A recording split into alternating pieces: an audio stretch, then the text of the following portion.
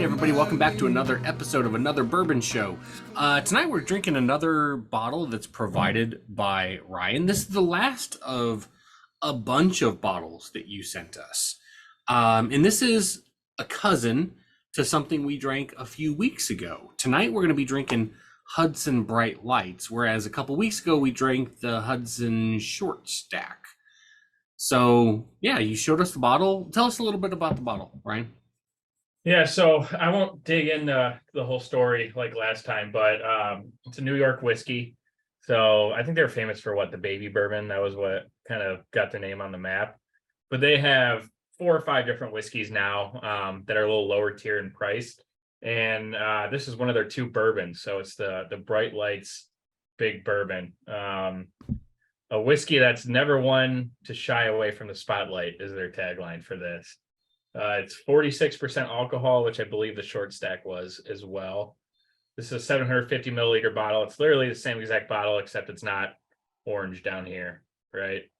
It's yellow. But yeah, distilled and matured by the Toothletown Spirits in Gardner, New York.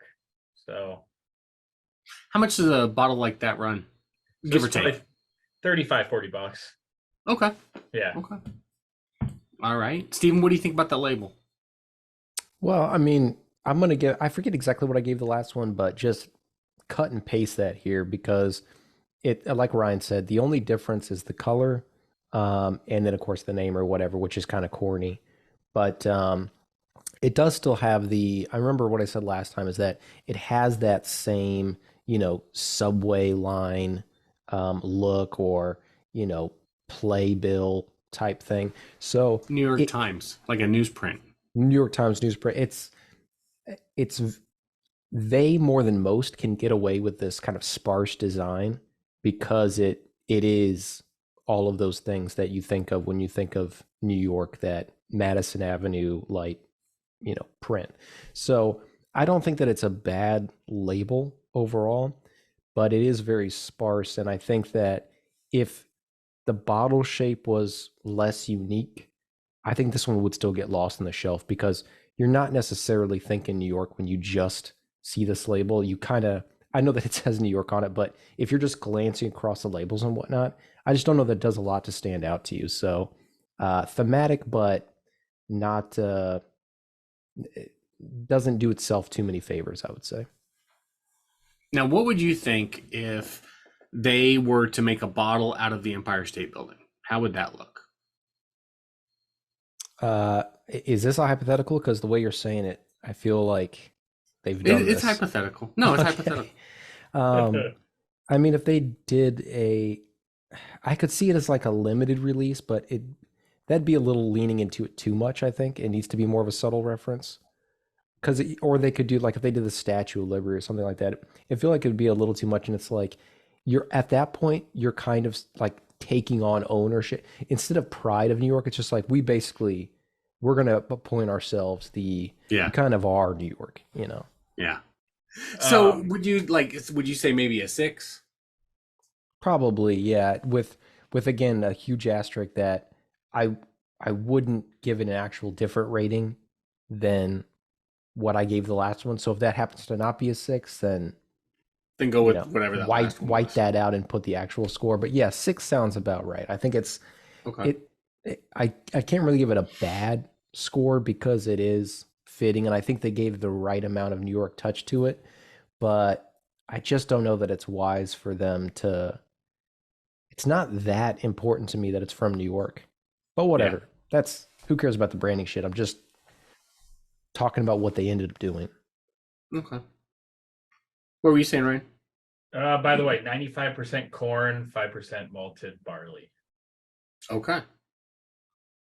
Well, should we jump in? Let's do it. Let's do it. I'm ready. Very strong nose.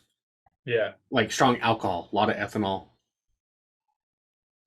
That's interesting. I was going to say there's a weak nose. I just think the alcohol portion. I get a lot of alcohol on the nose. Oh, not a whole. That's almost all I get. That's what I'm saying. And a little bit of unbaked bread. But it's I don't know, which is weird because there's no wheat. but It was just interesting how you said that because I would say that I pretty much only smell alcohol, but that's even light, and then some unbaked bread, like you said. But other than that, it's like I really had to take a big whiff to get anything. when I put my nose, it was like a shock of alcohol in my nose. Yeah, all that Interesting. corn. It smells very young. Yes, it does. Yeah. That's Anybody neat. picking up anything other than alcohol and unbaked bread? Little raisin. No, you're just making shit up. Marzipan. I'm getting a mint, but it's like freshly picked mint, not like that store bought shit. Freshly picked mint. Yeah, it's got I get a little peanut on the nose. Meryl, cheers. Yeah, Cheers. I'm gonna sip it. Cheers, y'all. Well, it tastes like what it smells like, It does. almost to a T. Long finish, not long finish, long hug. I get a really strong hug that like it lasts. You see the legs on your Oh. glass? Pretty cool looking. But I took that first sip and I just let it, and I haven't taken a second one since. And now I'm getting a really nice finish. But it's like, it's weird because for me, there was nothing except for this long hug. And then suddenly all of these flavors started like coming out from the finish. It's time to clean her ass. It's like clockwork. I don't know.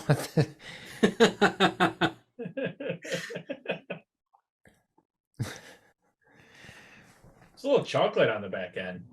Yeah, I see what you're talking about, Dan. I'm getting there too. And it's like a really sweet Yeah. finish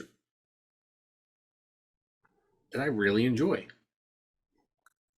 The finish on this tastes more mapley than the one that's finished in the maple barrel. Agreed. 100%. Do you think they mislabeled the bottles? Seriously. I mean, maybe, but yeah, and that's weird too because I agree with you, Stephen, that this has more of a maple finish than the other one did. The other one that was supposed to be maple finished had more of like I remember it having a mint flavor to it.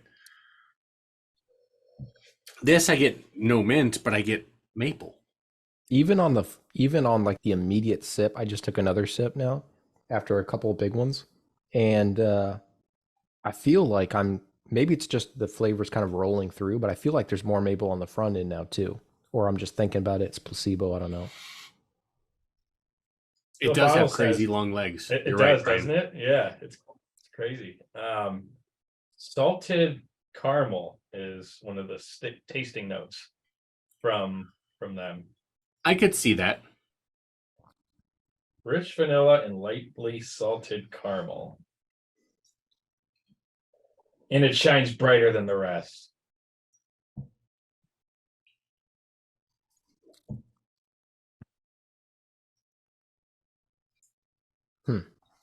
So I'll say that so this is just now my second sip. I haven't been sipping much. I took that first one and just kind of like let it linger, see what happened with it, especially once I noticed that finish kicked in so late.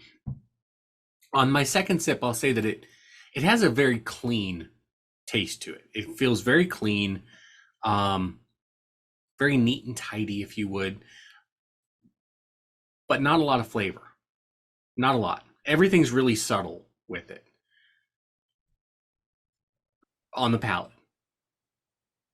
I didn't get as much of a hug on this second sip, but I also didn't get nearly as much of an alcohol shock from it. And I didn't get nearly as much of a finish from it. Yet. We'll see. What is that taste you get when you can tell a whiskey's young? Every young whiskey tastes it like it's just not aged long enough to really distinguish itself. So some of the primary things people typically pick up on a young whiskey is, number one, a lack of depth. So not a whole lot of any flavors you get are like there and they're gone in a flash, kind of like this. The other two primary things that are clearly identified as being a young whiskey are going to be unbaked bread. I should have said three things: unbaked bread, green apple specifically, and honey notes, honey Yeah. flavors. I think it's that unbaked bread for sure that almost every young whiskey seems to have. And I know a lot of them have the, but it seems like, and I'm like, oh, yep, that's young. Look at the bottle. Like, yep, that was right. Yeah. There's probably others too, but those are the ones that come to mind very, very specifically for me. Yeah.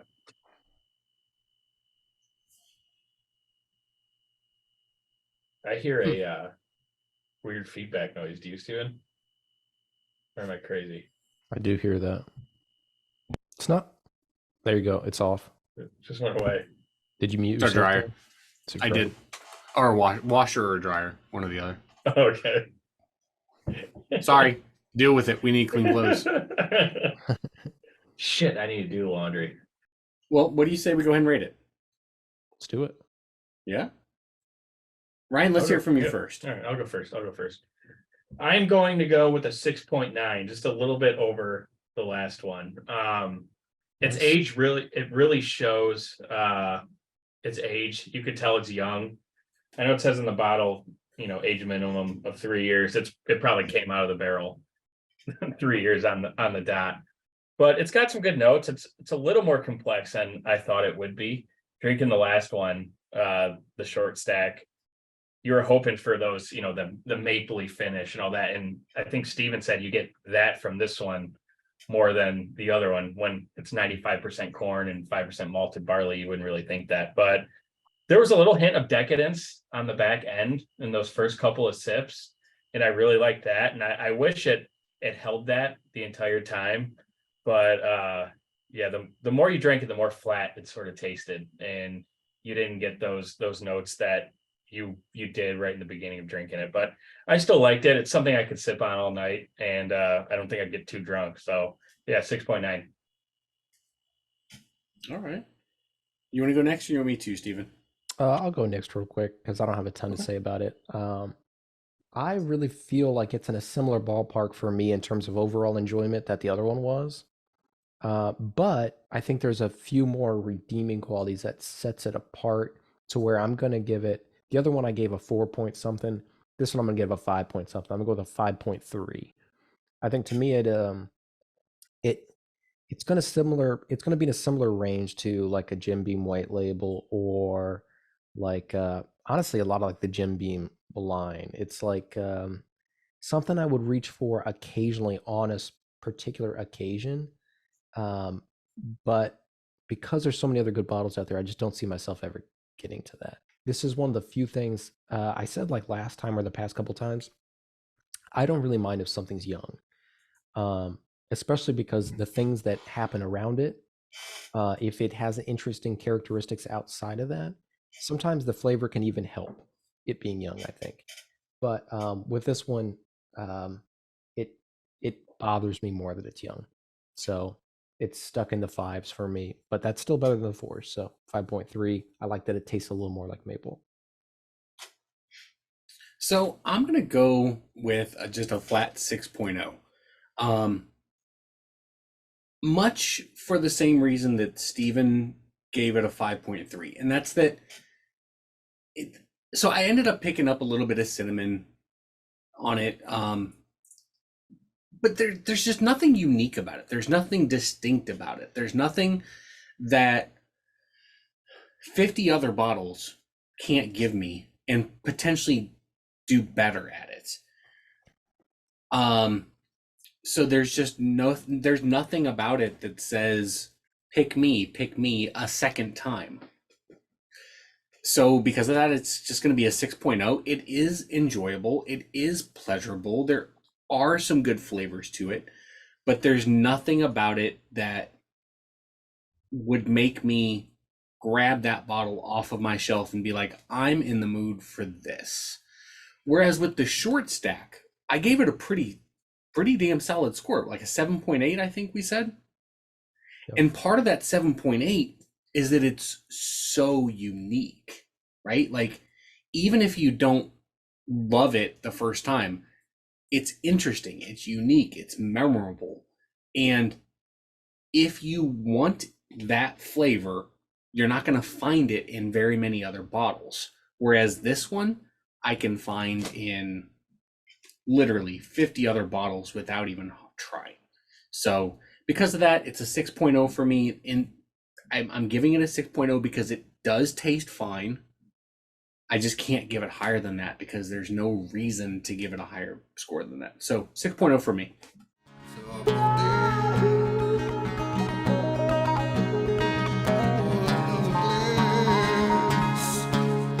Another bourbon show.